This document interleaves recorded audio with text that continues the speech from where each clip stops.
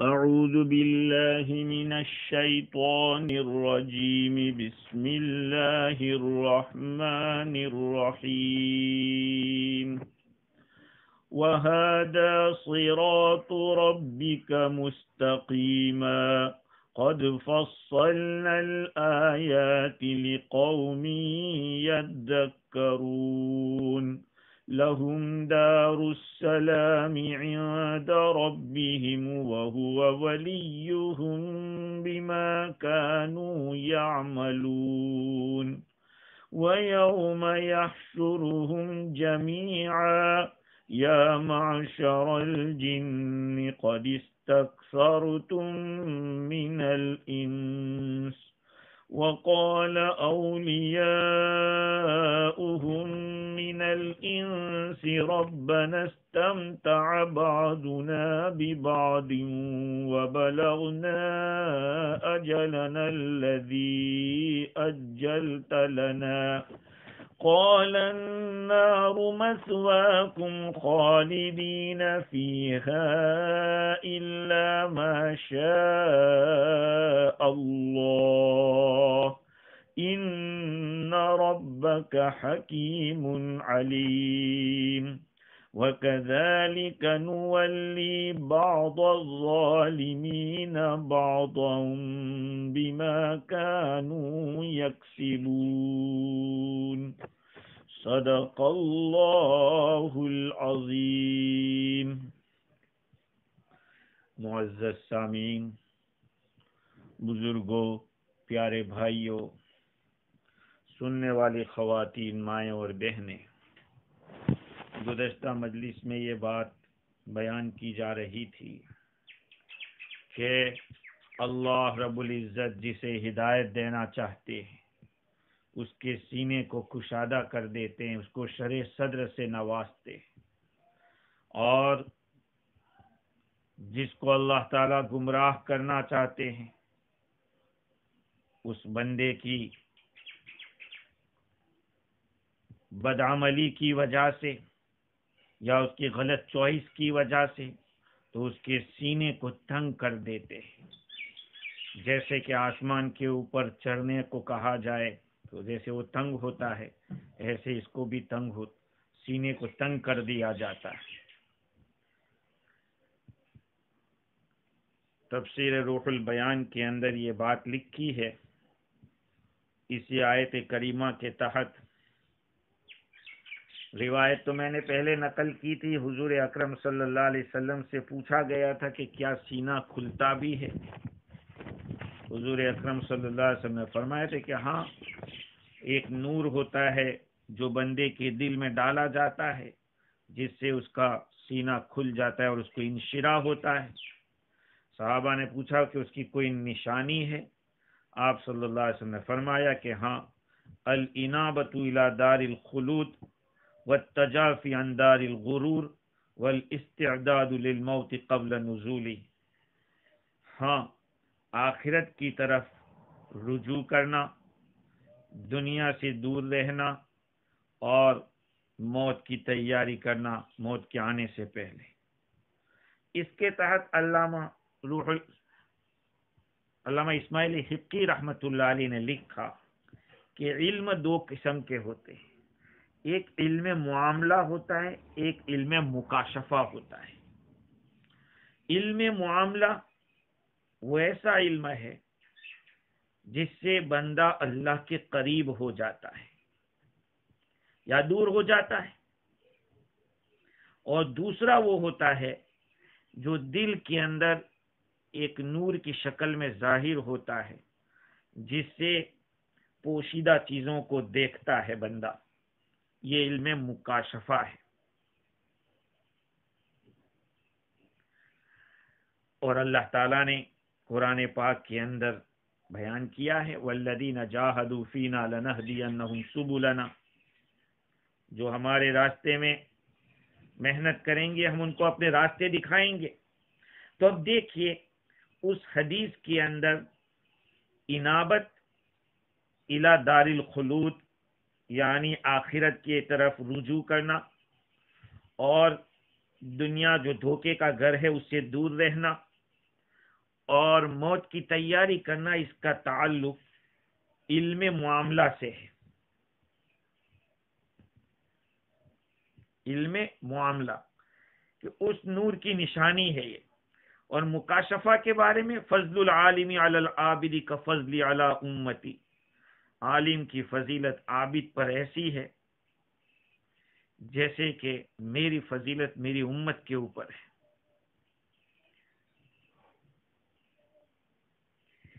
یہ تفسیر روح البیان میں لکھا، اور اس کے بعد تاویلات نجمیہ کے حوالے سے لکھا کہ جتنا حجاب جو پردہ ہوتا ہے باریک ہوگا، اتنا ایمان قوی ہوگا، اور دل اتنا منور ہوگا اور اتنا صاف ہوگا کہ ایمان یقین تک پہنچ جاوے، کیونکہ جو حجاب ہے، پردہ ہے، وہ بہت باریک ہے۔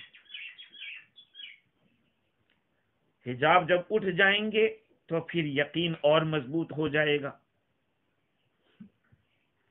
اور جس آدمی کو اللہ تعالیٰ گمراہ کرنا چاہیں گے، اس آدمی کے سوء اختیار کی وجہ سے، غلط چوائس کی وجہ سے، تو اس کے سینے کو تنگ کر دیں گے، جس کی وجہ سے وہ حق قبول نہیں کر سکے گا، حق کے قبول کرنے سے دور بھاگے گا۔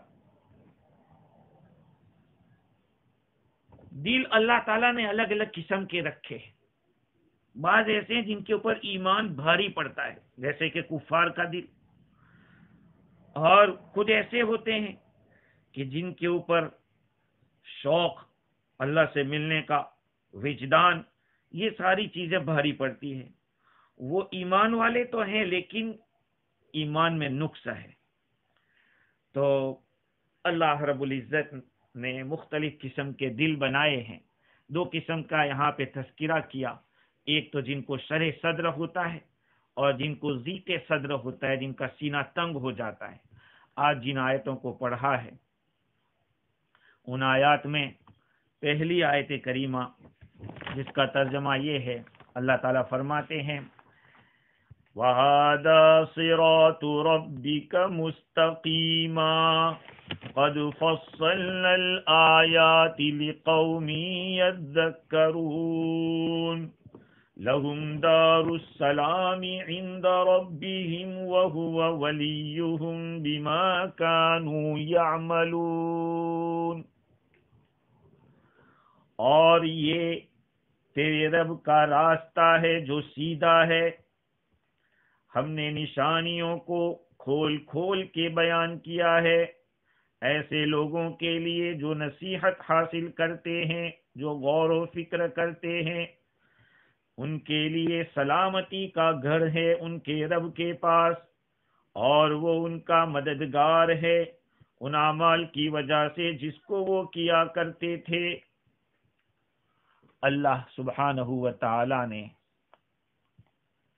ان آیات کے اندر اپنے خاص بندوں کی فضیلت بتلائی ہے۔ حضور اکرم صلی اللہ علیہ وسلم کو خطاب کیا ہے، وَهَذَا صِرَاطُ رَبِّكَ مُسْتَقِيمًا، یہ تیرے رب کا راستہ ہے جو سیدھا ہے۔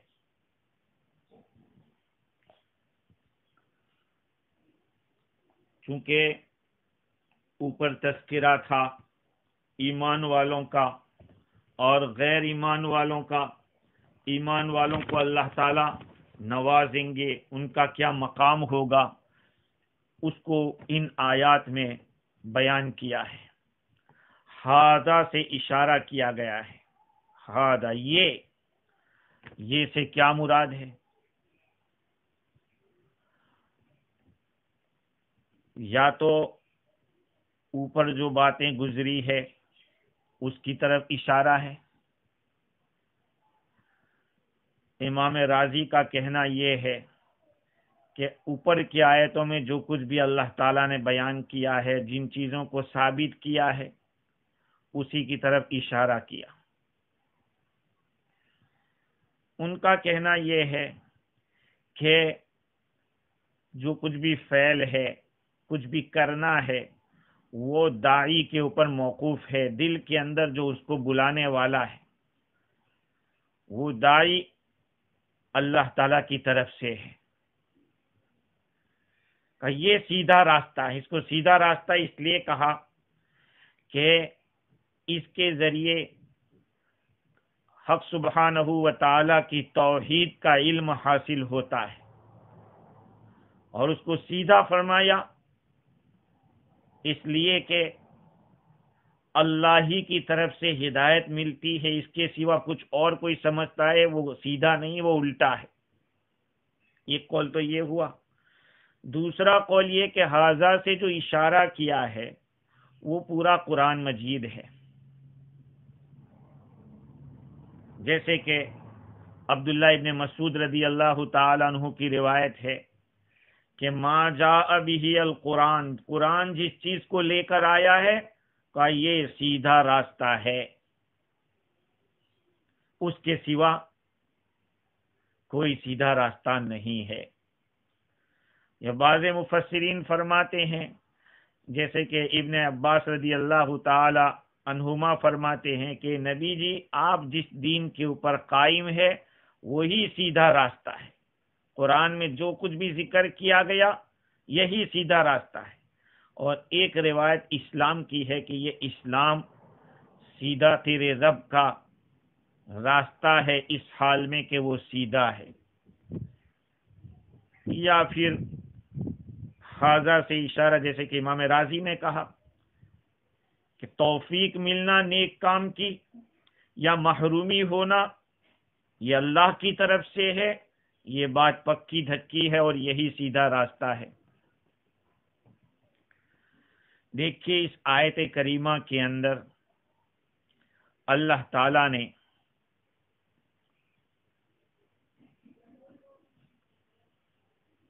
اپنے حبیب صلی اللہ علیہ وسلم کو خطاب کر کے فرمایا کہ صراط ربک، تیرے رب کا راستہ ہے، یعنی حق سبحانہ و تعالی جو رب ہے، پرورش کرنے والا ہے، اس کی پرورش کا تقاضا ہے کہ اس نے یہ نعمت آپ لوگوں کو دی ہے،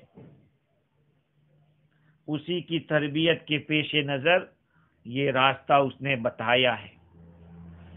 یہ تیرے رب کا راستہ ہے، یعنی اس راستے سے تیرا رب خوش ہے، یہ بھی ہے۔ اور اشارہ حضور کی طرف کیا کہ تیرے رب کا راستہ۔ علامہ آلوسی بغدادی نے لکھا ہے کہ اللہ کے نبی کی طرف جو نسبت کی ہے یہ محبت کی بات ہے اللہ تعالیٰ کو اپنے حبیب سے، اور لفظ رب کے ذریعے کہ تیرے رب کا راستہ، اس میں اشارہ ہے ربوبیت کی طرف کہ اللہ تعالیٰ کی ربوبیت کا تقاضا تھا جس نے یہ کلام اتارا اور یہ دین بتایا۔ وَهَذَا صِرَاطُ رَبِّكَ مُسْتَقِيمًا، یہ تیرے رب کا راستہ ہے اس حال میں کہ وہ سیدھا ہے۔ سیدھا راستہ اس کی صفت بلکہ حال کے طور پر بیان کیا کہ یہ پروردگار عالم کا تجویز کیا ہوا ہے، اس میں سوائے سیدھا ہونے کے اور کوئی احتمال ہو ہی نہیں سکتا۔ اب دیکھیے اس آیت کریمہ کے اندر اللہ تعالیٰ نے اس دین کو، اس قرآن مجید کی تعلیمات کو، یا جو کچھ قرآن میں ذکر کیا ہے اس کو سب کو صراط مستقیم فرمایا، اور وہ بھی اپنے حبیب کی طرف خطاب کر کے کہ تیرے رب کا راستہ ہے۔ اللہ تعالیٰ اپنے حبیب کو کہہ رہا ہے کہ تیرا رب، اپنی طرف منسوب کر کے کہ رب تیرا ہے۔ یہ بہت بڑی بات ہے۔ کسی شاعر نے کیا کہا، بندہ حسن بسد زباں گفتے کہ بندے تو بزبان خود بگو کہ بندہ نواز کیستی۔ حضرت حسن نظامی رحمت اللہ علیہ فرماتے ہیں کہ حسن تو اپنی زبان سے 100 مرتبہ کہتا ہے کہ میں تیرا بندہ ہوں، لیکن تو اپنی زبان سے کہہ دے کہ بندہ نواز کون ہے۔ ہاں، تو اللہ تعالیٰ جب اپنے حبیب کو اس طرح خطاب کر کے فرما رہا ہے، ایک بہت بڑی بات ہے، اور حضور کے ساتھ جو ایک لطف اور محبت ہے اللہ تعالیٰ کو، اس کا اظہار ہے۔ وَهَذَا صِرَاطُ رَبِّكَ مُسْتَقِيمًا قَدْ فَصَّلْنَا الْآيَاتِ لِقَوْمٍ يَذَّكَّرُونَ، ہم نے نصیحت قبول کرنے والوں کے لیے ان آیات کو صاف صاف بیان کر دیا ہے، صاف صاف۔ امام رازی لکھتے ہیں کہ اس کا مطلب یہ ہے کہ ہم نے الگ الگ اوپنلی بیان کیا ہے، کوئی ایک دوسرے کے ساتھ گڈمد نہیں ہو سکتا، مخلوط نہیں ہو سکتا۔ اللہ تعالیٰ نے قضاء و قدر کا مسئلہ بھی بہت ساری آیتوں میں بیان کیا ہے، اور ان آیات میں امام رازی بیان کرتے چلے گئے قضاء و قدر کا مسئلہ۔ میرے بھائیوں، اس مسئلے کو سمجھ لیں، بہت ہی نازک مسئلہ ہے، اور اس کے پیچھے پڑنے کو علماء نے بلکہ روایات میں منع کیا گیا ہے۔ ایک فرقہ جبریہ کا ہے، ایک فرقہ قدریہ کا ہے۔ جبریہ ہے، بندے کو مجبور محض سمجھتے ہیں، اور قدریہ جو ہے بندے کو خالق افعال کہتے ہیں۔ حضرت عبداللہ بن عمر رضی اللہ تعالی عنہما کے بارے میں امام رازی نے بڑی تفصیل لکھی، تفصیل میں مجھے نہیں جانا ہے۔ انہوں نے اوپر والی جو آیت تھی، شرح صدر والی آیت، اس میں لکھا محمد بن کعب قرظی رحمۃ اللہ علیہ کے حوالے سے کہ ایک مرتبہ عبداللہ ابن عمر رضی اللہ تعالی عنہما کے سامنے فرقہ قدریہ کا معاملہ پیش کیا، مذاکرہ کیا۔ آپ نے فرمایا کہ لعنت القدریۃ علی لسان 70 نبیا منہم نبینا صلی اللہ علیہ وسلم، یہ جو قدریہ ہے ان پر لعنت بھیجی گئی 70 نبیوں کی زبانی، ان میں ہمارے نبی بھی صلی اللہ علیہ وسلم بھی ہے۔ اور جب قیامت کا دن ہوگا تو ایک پکارنے والا پکارے گا، جبکہ سارے لوگ موجود ہوں گے، سارے لوگ سن رہے ہوں گے، کہا جائے گا این خصماء اللہ، اللہ کے مد مقابل کہاں ہے؟ تو یہ قدریہ لوگ کھڑے ہوں گے، یہ فرقہ والے۔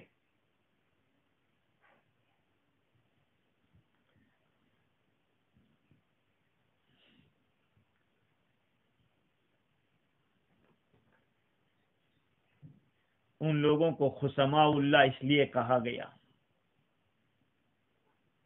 وہ لوگ اللہ تعالیٰ سے کہیں گے کہ اللہ، ہمارا کون سا گناہ تھا کہ آپ ہمیں سزا دے رہے ہیں؟ آپ نے تو ہم کو پیدا کیا، آپ نے ہم سے جو چاہا، آپ نے ہمارے پر جو فیصلہ کیا، آپ نے جس مقصد کے لیے ہم کو پیدا، اسی کے لیے پیدا کیا، آپ نے ہمارے لیے اس کے سوا کوئی چیز آسان نہیں کی۔ یہ ساری چیزیں وہ اللہ تعالیٰ کے سامنے کریں گے، اس لیے ان کو خصماء اللہ کہا گیا، وہ اللہ کے مد مقابل کہلائیں گے۔ خیر، اس جگہ تو اللہ تعالیٰ سے وہ کہیں گے کہ یہ سب آپ نے کیا تھا۔ تو بہت ساری آیات میں اللہ تعالیٰ نے یہ بتلایا کہ یہ سب میں ہی کر رہا ہوں، تمہارے دلوں میں جو کچھ بھی پیدا ہوتا ہے اس کا پیدا کرنے والا بھی میں ہی ہوں۔ تو امام رازی یہ بتلا رہے ہیں کہ کئی آیات کے اندر الگ الگ طریقے سے الگ الگ صورت میں قضاء و قدر کے مسئلے کو واضح کیا ہے کہ جو کچھ بھی ہوتا ہے وہ اللہ رب العزت ہی کی طرف سے ہوتا ہے۔ ہاں، قد فصلنا الآیات لقوم یذکرون، ایسے لوگوں کے لیے جو نصیحت قبول کرتے ہیں، نصیحت حاصل کرتے ہیں۔ امام رازی لکھتے ہیں کہ میرا گمان، یہ اصل علم تو اللہ کے پاس ہے، لیکن اللہ تعالیٰ نے اس مقام پر لقوم یذکرون فرمایا، اس میں یہ بات معلوم ہو رہی ہے کہ سب لوگوں کی عقلوں کے اندر یہ بات ثابت ہو چکی ہے کہ دو باتوں میں سے کسی ایک بات کو اختیار کرنا، یہ بندے کو چوائس دی گئی۔ اب یہ چوائس کے اندر جو بندے کے دل میں بات آ رہی ہے اس کو لانے والا بھی اللہ ہی ہے۔ اب یہاں معتزلہ دوسری باتیں کرتے ہیں، تو گویا کہ امام راضی کہتے ہیں کہ اللہ تعالیٰ نے ان لوگوں کو یہ بتلا دیا کہ تم ذرا عقل سے کام لو۔ اگر عقل سے کام لیا گیا تو عقل کے اندر تو یہ بات طے ہو چکی ہے کہ دو صورتوں میں سے ایک صورت مقرر ہوتی ہے، اور اس کو مقرر کرنے والا وہ انسان کے دل میں جو داعیہ ہوتا ہے وہی ہوتا ہے، اور وہ اللہ کی ذات کی طرف سے ہوتا ہے۔ چونکہ معتزلہ بھی قضاء و قدر کے مسئلے کے اندر شبہات پیدا کرتے ہیں، اس لیے راضی نے یہ لکھا۔ علامہ آلوسی بغدادی نے لکھا ہے کہ جو لوگ غور و فکر کرتے ہیں، نصیحت حاصل کرتے ہیں، وہ لوگ جانتے ہیں کہ جتنے بھی حوادث دنیا میں ہو رہے ہیں یا ہوں گے، یہ سب اللہ سبحانہ و تعالیٰ کی قضاء و قدر سے ہے۔ اب یہاں قرآن مجید کو تفصیل کے ساتھ بیان کیا ان لوگوں کے لیے جو کہ نصیحت حاصل کرتے ہیں یا غور و فکر کرتے ہیں۔ بھئی جو فائدہ اٹھائے گا اسی کے لیے کہا جائے گا۔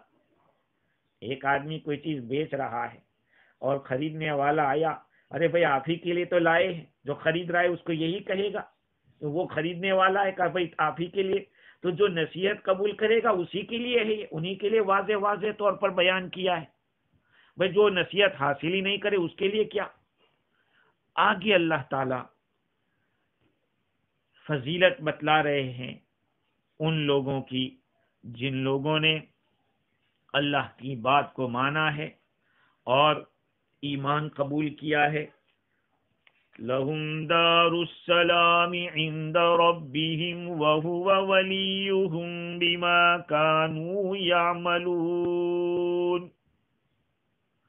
ان کے لیے سلامتی کا گھر ہے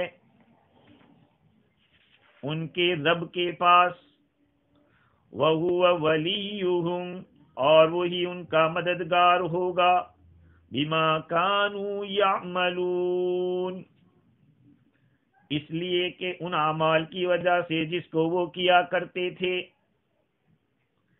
اوپر جس آیت میں اوپر جن لوگوں کا تذکرہ ہوا کہ قرآنی ہدایتوں سے وہ نصیحت حاصل کرتے ہیں، دیکھتے ہیں، سنتے ہیں، ظاہری بات ہے دیکھیں گے، سنیں گے، نصیحت قبول کریں گے تو ہدایت پہ آ جائیں گے۔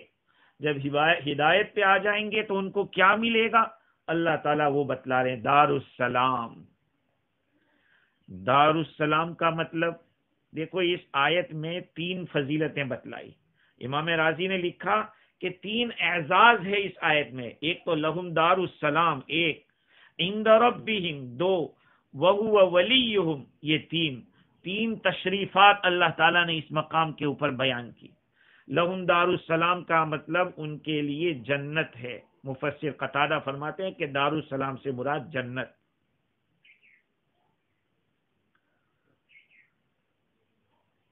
اور بعض مفسرین فرماتے ہیں کہ السلام کا مطلب ہے اللہ۔ اسماء الہیہ جو جانتے ہیں اللہ تعالیٰ کے نام، ان ناموں کے اندر ایک نام اللہ کا السلام بھی ہے، السلام المؤمن المہیمن۔ دار السلام کا مطلب اللہ کا گھر۔ دار السلام اللہ کا گھر، جیسے کہ حضرت حسن ابن زید اور سدی کا کہنا ہے۔ اور دار السلام اضافت اللہ کی طرف، سلام کی طرف کی، یہ اس مکان کی عزت کو بتلانے کے لیے۔ بعض حضرات فرماتے کہ السلام سے مراد السلامہ، سلامتی۔ دار السلام یعنی سلامتی کا گھر۔ سلامتی کا گھر آفتوں سے، مصیبتوں سے، ناگواریوں سے جو جہنم والوں کو ملنے والی ہے، کہ ان تمام تکلیفوں سے محفوظ۔ اور بعض حضرات نے کہا کہ السلام تسلیم کے معنی میں ہے۔ عربی میں سلم یسلم تسلیما و سلاما، جیسے کلم یکلم تکلیما و کلاما، ایسے سلم یسلم تسلیما و سلاما عربی زبان میں یہ صیغہ آتا ہے اس طرح، علم صرف کے اندر۔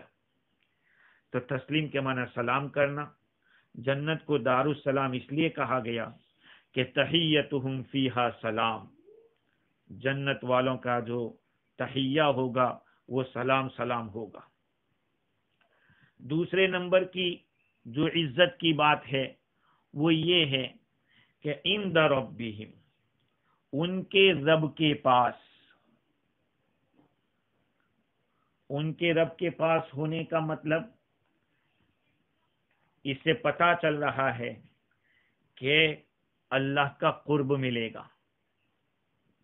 اس میں اشارہ اس بات کی طرف ہے کہ ان لوگوں کو اللہ تعالیٰ کا قرب ملے گا، اللہ تعالیٰ ضامن ہوگا اور ان کو ان کا ذمہ دار ہوگا۔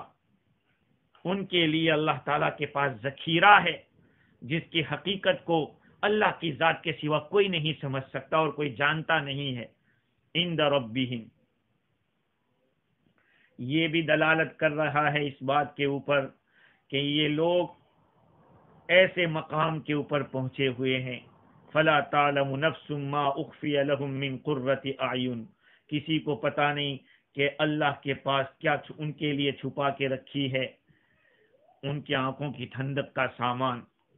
عند ربہم، اور تیسرے نمبر پہ فرمایا وَهُوَ وَلِيُّهُمْ، اور وہ ان سے محبت کرنے والا ہے یا مدد کرنے والا ہے یا ان کے بدلے کا متولی ہے، ذمہ دار ہے، ان کو بھلائی پہنچانے کا ذمہ دار ہے اور برائیوں سے بچانے کا ذمہ دار ہے۔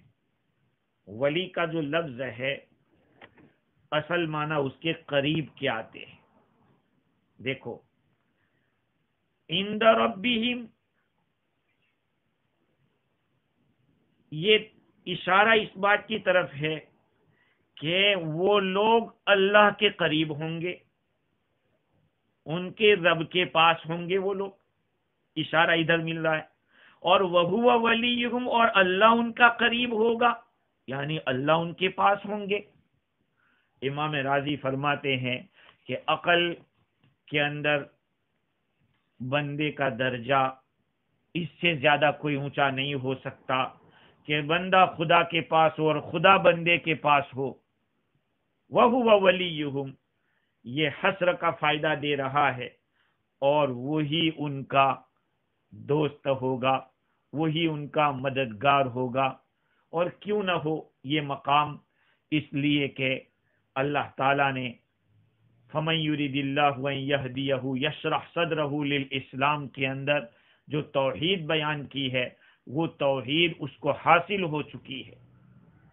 اور وَهُوَ وَلِيُّهُمْ میں خبر دی جا رہی ہے اللہ تعالیٰ کی طرف سے کہ اس بندے کی ساری ضرورتیں دین کی اور دنیا کی، اس کا بندے کی جو مصلحتیں ہیں دین کی اور دنیا کی، سب کا کفیل اور ذمہ دار اللہ تعالیٰ ہے۔ اس کے اندر ساری چیزیں آ گئی، حفاظت کرنا، حراست کرنا، مدد کرنا، نصرت کرنا، بھلائی پہنچانا، نقصان سے اور تکلیفوں سے محفوظ کرنا، یہ ساری چیزیں اس کو ملے گی۔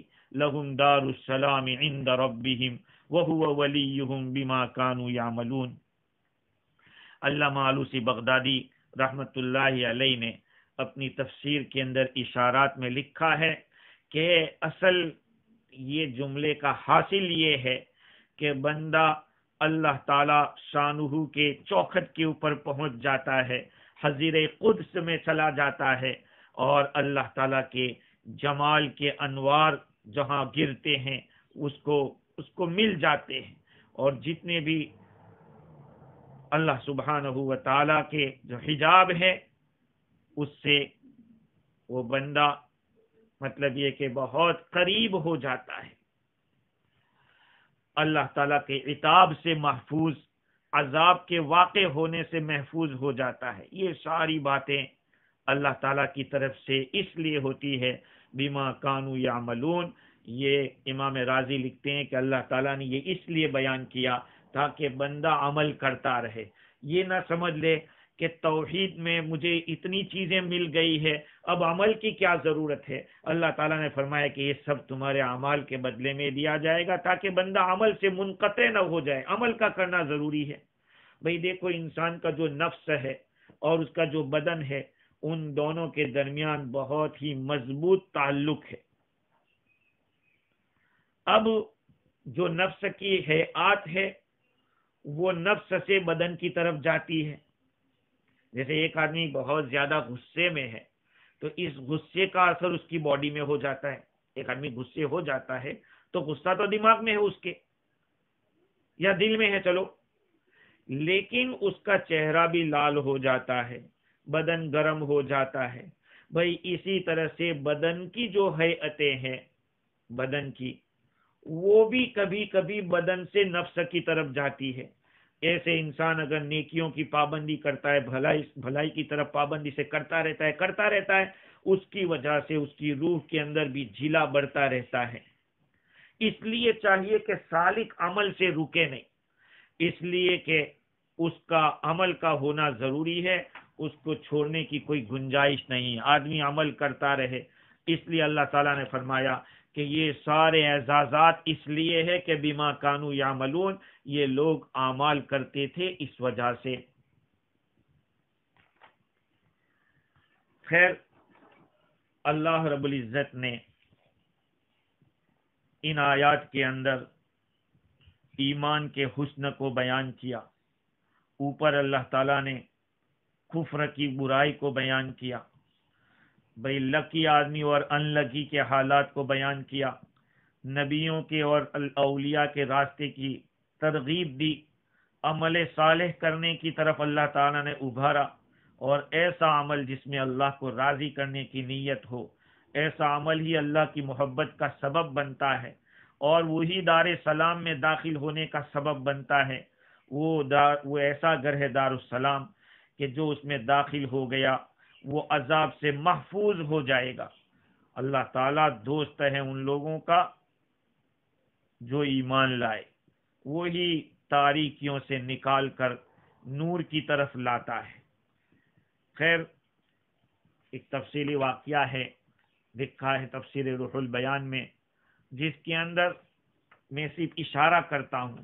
حضرت عمر بن خطاب رضی اللہ تعالیٰ عنہ نے ایک لشکر دیار عجم کے قلعوں میں سے قلعہ کو فتح کرنے کے لیے 4000 فوجیوں کو، مجاہدین کو بھیجا، اور امیر ان میں عبداللہ ابن عمر رضی اللہ عنہما کو بنایا. حضرت فرماتے ہیں کہ ہم لوگ چلے یہاں تک کہ ایک پہاڑ کے اوپر جو قلعہ تھا اس کا ہم نے محاصرہ کر دیا. اب وہاں ہمارے ہتھیار پہنچ نہیں سکتے تھے، محاصرہ کیے رہے، اور اس قلعے کے اندر ایک لشکر تھا اور ان کی جو چیف تھی وہ ایک لیڈی تھی. اس لشکر کی جو صدر تھی وہ ایک عورت تھی، امیرہ. اب تکلیف تو بڑی ہوئی، لیکن ایک دن اس عورت نے دیکھا مسلمانوں کے لشکر کی طرف تو ایک خوبصورت عرب نوجوان کو دیکھا جو جنگ میں بڑا ماہر تھا. اس عورت کی نظر اس نوجوان پر پڑی تو وہ اس پہ فریفتہ ہو گئی، اس کی گرویدہ ہو گئی. اس نے اپنی کسی باندی نے اس سے کہا کہ اے رانی، تو کیسے اس کے اوپر اتنی گرویدہ ہو گئی اور تو ایک گھبرا گئی ہے جیسے، حالانکہ تو بہت محفوظ جگہ میں. اس نے کہا کہ یہ جو ہمارا قلعہ ہے اس کو یہ نوجوان فتح کر لے گا. کہا کیسے؟ کہا تو کچھ دیر کے بعد دیکھے گی. اس نے ایک اپنے قاصد کو بھیجا، کہا کہ آپ سے ملاقات ہو سکتی ہے؟ اس نوجوان سے کہا میں تمہاری ہو جاؤں گی، تم میرے ہو جاؤ گے. اس نوجوان نے کہا کہ ہاں ہو تو سکتا ہے، لیکن اس کی 2 شرطیں ہیں. ایک شرط تو یہ ہے کہ تمہیں جو قلعہ ہے اس کا باہر کا حصہ بھی ہمیں دینا پڑے گا اور جو اندر کا حصہ ہے وہ بھی دینا پڑے گا. اب اس نے کہا کہ قلعے کا باہر کا حصہ تو ہم سمجھ گئے، لیکن اندر کا حصہ ہم نہیں سمجھے. کہا کہ تو اپنا دل ہمیں اللہ کے حوالے کر دے، یعنی اللہ تعالیٰ کی وحدانیت کا اقرار کر لے. اس نے کہا کہ ٹھیک ہے، تم اپنے لشکر کے ساتھ داخل ہو جاؤ. میں نے تمہارے لیے دروازہ کھول دیا ہے. یہاں تک کہ جب وہ قلعے میں داخل ہوئے، عورت کے سامنے اسلام پیش کیا. اس نے کہا کہ تم جانتے ہو، یاد رکھو میں ایک ہمت والی عورت ہوں، اور میں جاننا چاہتی ہوں کہ آپ سے کوئی بڑا اس آپ کے لشکر کے اندر ہے کہ جس کے ہاتھوں میں اسلام قبول کروں. کہاں ہے؟ ہمارے امیر ہے، وہ امیر المومنین حضرت عمر رضی اللہ عنہ کے بیٹے ہیں. حضرت عبداللہ ابن عمر رضی اللہ عنہما کے سامنے آئی، اس کے سامنے اسلام پیش کیا. تو اس نے وہی بات کہی کہ آپ سے بڑا کوئی مسلمانوں میں ان کے ہاتھوں اسلام لانا تھا کہ میرے والد ہے. تو پھر اس نے کہا ان کو بلائیے تاکہ میں ان کے سامنے اسلام قبول کروں. فَأَرْسَلَهَا وَمَعَهَا عَسْكَرٌ، اس کو وہاں بھیجا گیا کہ تم جاؤ حضرت عمر رضی اللہ تعالیٰ عنہ کے دربار میں. یہاں تک کہ وہ حضرت عمر رضی اللہ عنہ کے پاس پہنچتی ہے اور پوچھتی ہے کہ آپ سے زیادہ کوئی بڑا آدمی کہاں؟ ہمارے نبی ہیں، وہ قبر شریف کے اندر موجود ہیں. تو یہ روزے میں جانے کی اجازت لیتی ہے اور حضور کے سامنے روزے کے اندر وہ اسلام قبول کرتی ہے. جب روزے میں آئی، بادب بیٹھتی ہے، وقار کے ساتھ حضور کے دربار سامنے بیٹھتی ہے اور اشہد ان لا الہ الا اللہ و اشہد ان محمدا عبدہ و رسولہ کہتی ہے. اور پھر کیا کہتی ہے کہ خرجت من الظلمات الی النور، میں تاریکیوں سے نور کی طرف نکل آئی ہوں. وانا اخشی یا رسول اللہ ان یدنس ایمانی المعاصی، کہ اللہ کے رسول مجھے ڈر ہے کہ میرے ایمان کو گناہ کہیں ناپاک نہ کر دے، بدنما نہ کر دے. یاد آپ اپنے رب سے میرے لیے سوال کیجئے کہ میری روح ابھی قبض کر لے دوبارہ گناہ کرنے سے پہلے. اس نے حضور اکرم صلی اللہ علیہ وسلم کی چوتھ خط کے اوپر ہی سر رکھا تھا اور اسی وقت وہ اللہ کی پیاری ہو گئی. حضرت عمر رضی اللہ تعالیٰ عنہ رو پڑے اس کے حسن حال سے کہ دیکھیے اس کو غسل کا حکم دیا گیا اور تجہیز و تکفین کی گئی اور بقیع کے اندر صحابہ کے درمیان دفن کیا گیا. یہ واقعہ تفسیر روح البیان کے اندر لکھا ہے. لیکن یہی بات ہے کہ توحید بہت بڑی بنیادی چیز ہے. ہمیں اپنی توحید کا خیال کرنا چاہیے اور اس کو آلودہ نہیں ہونے دینا چاہیے. ایمان کے بارے میں ہم لوگوں کو بہت زیادہ فکر مند رہنے کی ضرورت ہے. خیر، اللہ سبحانہ و تعالی نے ان آیات کے اندر صاف الفاظ میں یہ بتلا دیا کہ دارالسلام کا ملنا ہے اور ان اعمال کے اندر، ان اعمال کے اوپر ہے. اور یہ ملنا میرے عزیزو قیامت اور آخرت پر موقوف نہیں معلوم ہوتا، بلکہ یہ بھی ہو سکتا ہے کہ رب کریم جس کو چاہے اسی عالم میں دارالسلام نصیب کر دے، تمام آفات اور مصائب سے امن نصیب فرما دے. ہاں، اس طرح کہ دنیا میں کوئی آفت و مصیبت ہی ان کو نہ پہنچے، جیسے کہ انبیاء سابقین اولیاء اللہ میں بھی اس کی نظائر موجود ہے. یا اس طرح کے آخرت کی نعمتیں آدمی اپنے ذہن میں رکھے، اتنی ذہن میں رکھے کہ دنیا کی چند روزہ تکلیف اور مصیبت ان کی نظروں میں حقیر اور ناقابل التفات سمجھی جانے لگے، مصائب کے پہاڑ بھی ان کے سامنے بالکل معمولی ہو جاوے، کہ دنیا کی تکالیف کے بالمقابل جو انعامات ملنے والے ہیں وہ ان کے سامنے ایسے مستحضر ہو جاتے ہیں کہ دنیا کی تکلیفیں بھی لذیذ معلوم ہونے لگتی ہے. اور اس میں کوئی استبعاد نہیں ہے، آخرت کی دائمی نعمتیں تو بڑی چیزیں ہیں. یہ دنیا کی فانی اور چند روزہ راحت کا تصور انسان کے لیے کیسی کیسی محنت پر مجبور کر دیتا ہے. ہاں، دنیا نہیں دیکھتے، ہم لوگوں کو دیکھتے ہیں کہ اپنی دنیا بنانے کے لیے رشوتوں کا بازار گرم کرتے ہیں اور مزدوری کے صبح سے شام تک آدمی محنت کرتا ہے. خیر، اللہ سبحانہ و تعالی نے محنت کرنے والوں کو، دین کے خاطر قربانی دینے والوں کو بہترین بدلے کا وعدہ کیا ہے. لہم دار السلام عند ربہم وہو ولیہم بما کانوا یعملون.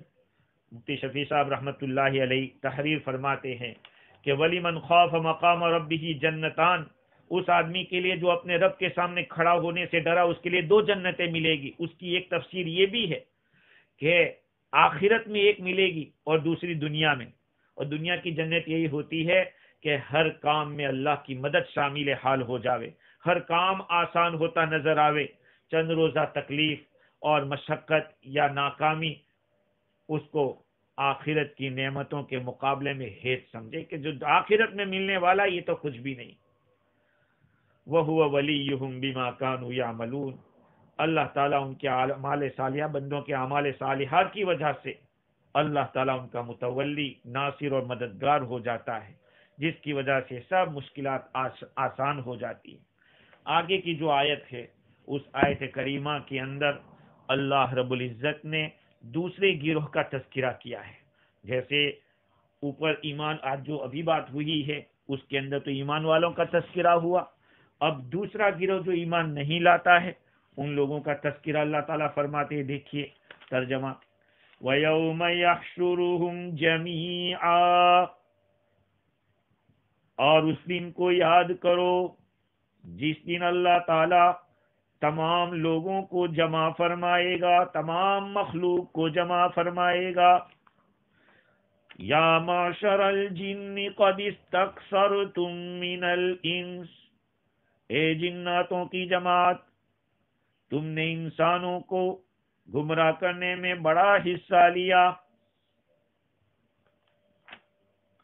وقال اولیاؤہم من الانس ربنا استمتع بعضنا ببعض وبلغنا اجلنا الذی اجلت لنا،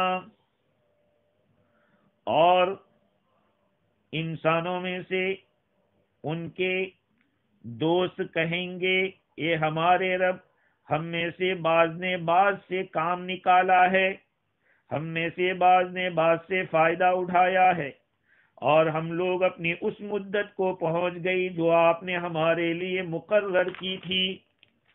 قال النار مثواکم، فرمائیں گے کہ جہنم تمہارا ٹھکانہ ہے، خالدین فیہا الا ما شاء اللہ، تم اسی میں ہمیشہ ہمیشہ رہو گے مگر وہ مقدار جس کو اللہ چاہے۔ ان ربک حکیم علیم، بے شک تیرا رب حکمت والا خبردار ہے۔ یہ آیت کریمہ ہے۔ اس آیت کریمہ کے اندر اللہ تعالیٰ نے جیسے صراط مستقیم پر چلنے والوں کا حال اوپر بیان کیا، صراط مستقیم سے ہٹنے والوں کا حال اس آیت میں بیان کیا ہے، تاکہ اہل جنت کا قصہ اہل جہنم کے بعد ہو جاوے، یا یہ کہ وعدے کے بعد وعید ہو جاوے۔ اوپر وعدہ تھا، اب وعید ہے۔ وَيَوْمَ يَحْشُرُهُمْ جَمِيعًا، اس دن کو یاد کرو جس دن بعض روایت میں نحشرهم بھی ہے، بعض قرات میں یوم نحشرهم، اس دن کو یاد کرو جب ہم سب کو جمع کریں گے۔ اور امام راضی نے یہ بھی معنی بیان کیے ہیں کہ جس دن ہم ساری مخلوق کو جمع کریں گے اور کہیں گے کہ اے جناتوں کی جماعت تم نے انسانوں کو بہت گمراہ کیا۔ یہاں پر جن سے مراد معشر الجن فرمایا، معشر الجن، جنات کی جماعت۔ معشر کا جو لفظ ہے عربی زبان کے اندر اس معنی کے لیے لیا جاتا ہے کہ جس گروپ کا دھیے، مقصد اور پرپز ایک ہی پرپز ہو، ایم ایک ہی ہو، اس کو معشر کہتے ہیں۔ یا معشر المسلمین، اے مسلمانوں کی جماعت۔ یہاں یا معشر الجن، اے جناتوں کی جماعت۔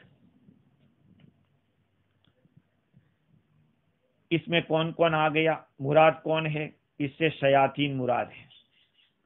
بعضوں نے یہ کہا کہ جناتوں کی دو جماعت ہے، ایک تو وہ ہے کہ جو حواس سے بالکل غائب ہے، جس میں فرشتے اور شیاطین دونوں آ جاتے ہیں، اور دوسرا قول یہ ہے، جناتوں کی دوسری صورت یہ ہے کہ جو فرشتوں کے علاوہ ہے وہ، بعض حضرات نے یہ کہا کہ جو روحانی چیزیں ہیں وہ تین ہیں، اخیار وہ ملائکہ ہے، دوسرا اشرار، اخیار کے معنی نیک ہی نیک، اور دوسرا اشرار نکمے وہ شیطان ہے، اور تیسرا اخیار اور اشرار اچھے بھی اور برے بھی، یہ تیسرا ہے۔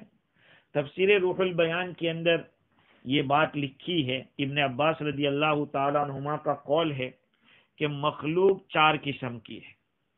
ایک تو وہ ہے ایک جماعت ایسی کہ ساری کی ساری وہ جماعت جنت میں جائے گی، وہ فرشتوں کی جماعت ہے۔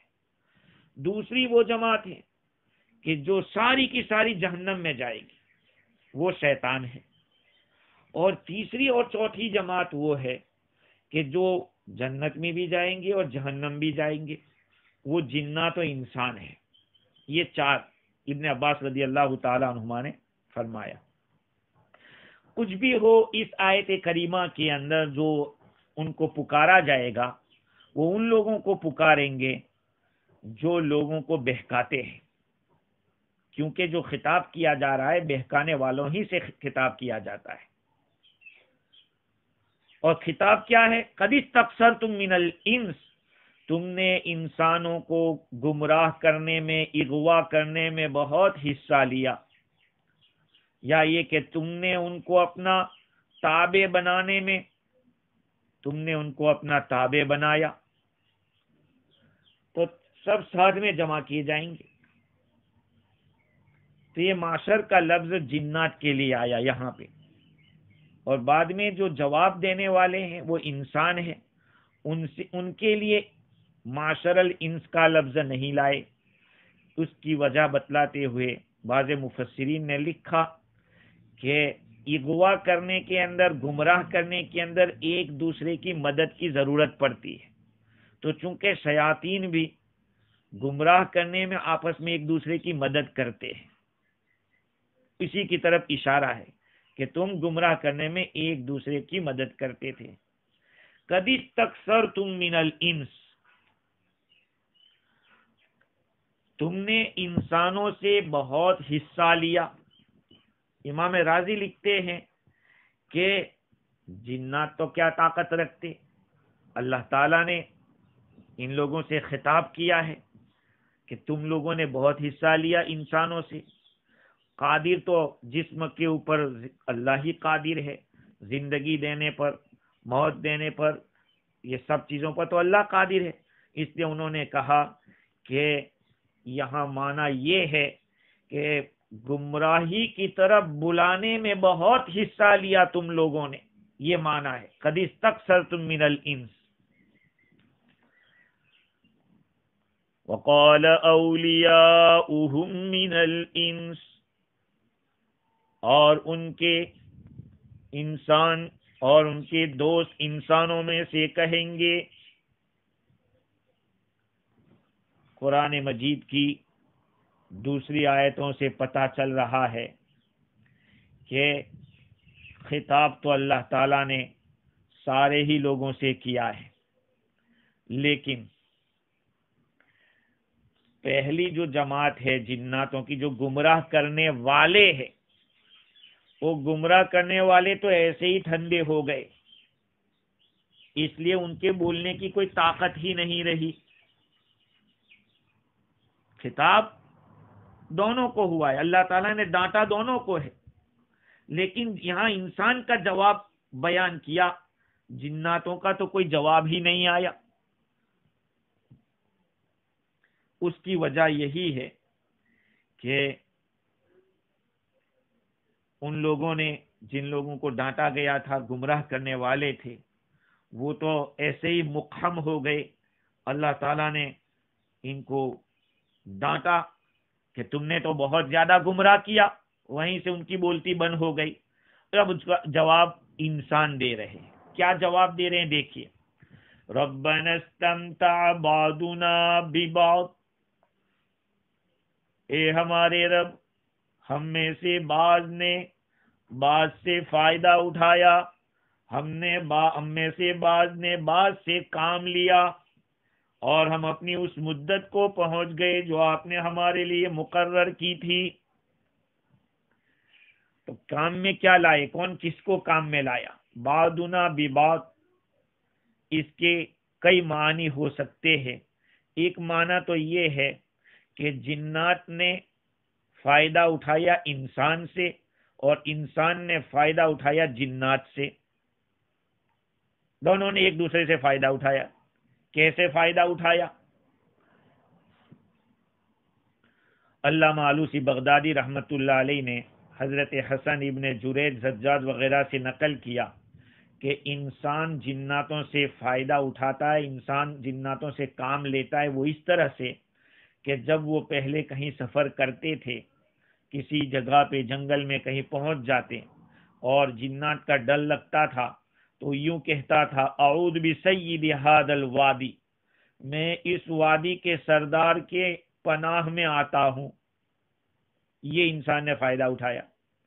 جنات کیسے اس سے کام میں لیا؟ کہا جنات اعتراف کرتا تھا کہ ہاں ہم قدرت رکھتے ہیں اور ہم تمہیں پناہ دیں گے، تمہاری حفاظت کریں گے. یہ ہے. محمد بن کعب رحمت اللہ علیہ نے دوسری بات یہ بتائی ہے، علامہ آلوسی نے نقل کیا کہ بعض کا بعض سے فائدہ اٹھانے کا مطلب یہ ہے کہ جنات انسان کا کہنا مانتا ہے اور انسان جنات کا کہنا مانتا ہے، اس طرح سے فائدہ اٹھائے.